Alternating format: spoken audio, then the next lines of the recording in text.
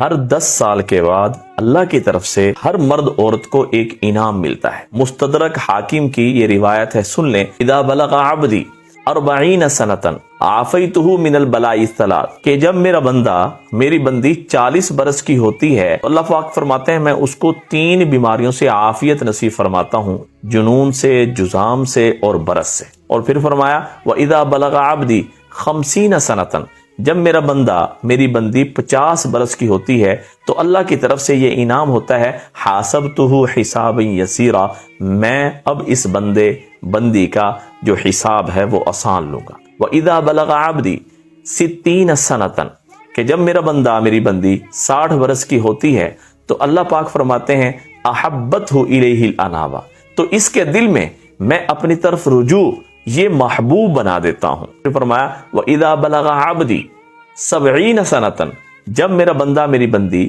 70 برس کی ہوتی ہے تو احبہ اللہ والملائکہ، تو میں اللہ اور میرے فرشتے اس بندے سے محبت کرتے ہیں۔